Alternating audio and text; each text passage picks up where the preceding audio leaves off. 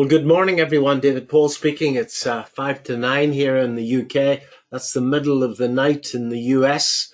I've named this video Debt Crisis Rigor Mortis because it seems as if these markets have been going sideways, sitting around a level of 4,110 on the S&P since the start of April.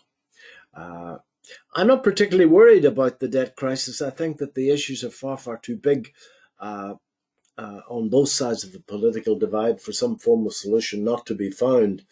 What I am worried about, of course, is the drain on the liquidity that will follow. And I note that 600 billion of treasuries will need to be issued to replenish the Treasury General Account in the next few months.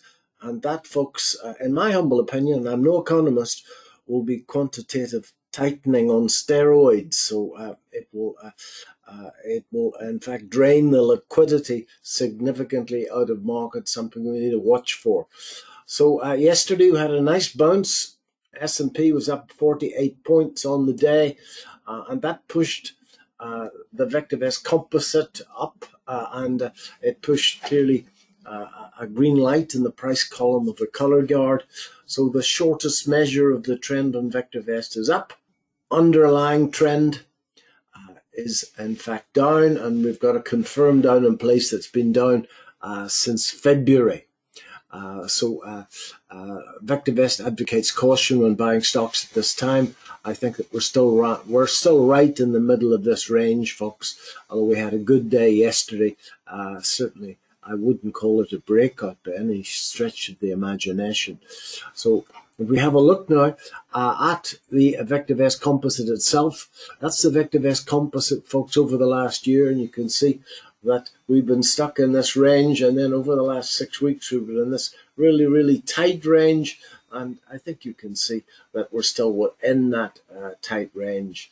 The buy-sell ratio, the VectorVest proprietary measure of market breadth, has pushed up a little bit out of the mega oversold area, around 0.25. It's pushed up to about 0.4, which I suppose is going in the right direction, but nevertheless there's an awful lot more companies on sell ratings than there are on buy ratings.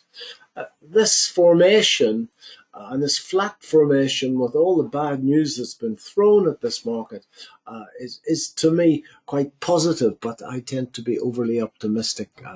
Those of you that have listened to me will know that. What have I been doing in this environment? Well, I've still been holding on to that position in the QQQs, and it's going darn well. One of the few sectors that is moving, and there's a couple of big stocks within that sector that's driving it up. I think you could have probably done better in one of those stocks that are outperforming the market, but I was happy with the QQQs because everything's in the one place. This is just such a textbook bull flag, 5-wave bull flag, absolutely textbook, right down to these last old highs. And it broke up, and then market moved up, went sideways for a while, and then charted a textbook Wyckoff spring. And out of the Wyckoff spring, away she went, and still going. You know, unfortunately, at the moment, we're pretty stretched here, folks, because if I put on my fib extension, I can see that if I extend the pullback, that yesterday's high was exactly 1.618 of that. So above this level, we start to need to have to wear a hard hat.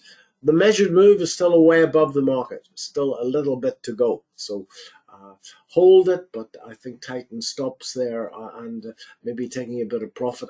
I've got my 2x position on here. Maybe it's time to take one off. I'll think about that during the course of the day.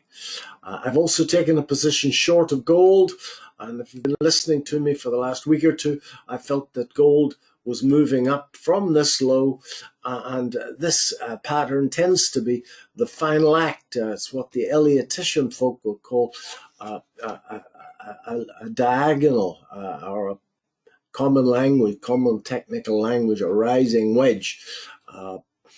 This tends to happen right before a collapse, and I'm not short from a great level. If I was at the top of my game, I should have shorted it there, but I didn't. Only shorted it below that low as it broke down through this multiple inside pattern. So that's short from 2000, and where are we now? Sorry, the go to webcast software gets in the way. 1973. So it's going the right way. Clearly, huge level here. Down at, again, it's in the way, down at 1959. So expect a bit of turbulence here, but normally we should expect, after a five-wave advance of this magnitude, 3 to 5 weeks sideways to down. I've also got a position long of the GDX, which has taken a little bit of punishment on the last day or two. This position's made up for that. I rarely hedge positions, but I'm going to try and do my best to hang on to the GDX position because of this huge pattern in gold. You know, this huge pattern in gold that's playing itself out way back for years. In this huge cup and handle pattern that I pointed out on many occasions. But I think there's a little bit of pain to come in gold before that happens. Let's see. The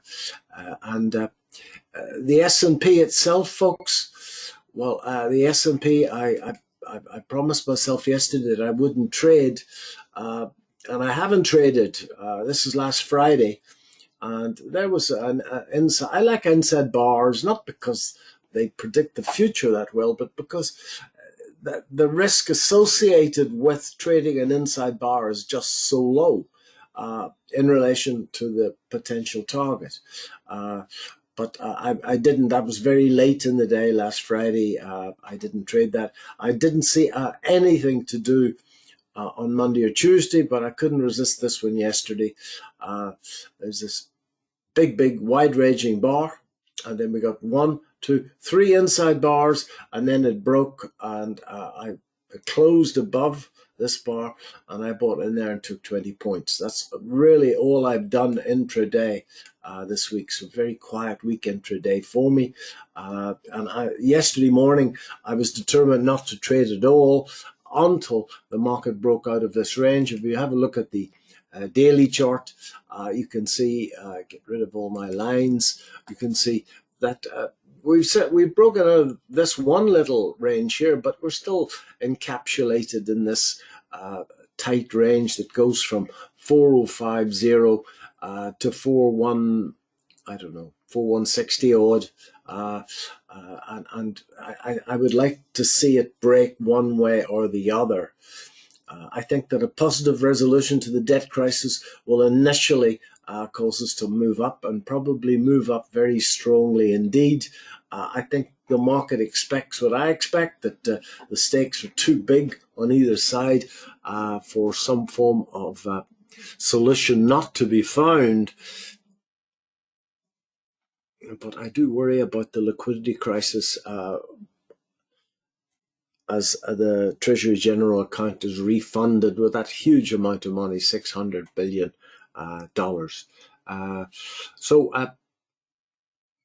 In the UK market significantly stronger than the American market for once. But as we know to our cost in the UK, it's always best to be taking positions in UK stocks when the UK market is moving up and the American market is moving up. And that's certainly not the case at the moment. But I'm reasonably happy with my UK portfolio. I got stopped out of one stock, plus 500, big deal. But the rest are going. I'm very happy with them, in fact. One little company called Jet2 has just charted a textbook airline company, just charted a textbook Wyckoff spring over the last few days, in fact. So folks, frustrating when markets are in such a tight range as this. Let's sit and wait this out until we get a break one way or the other. Thanks very much indeed. Bye-bye.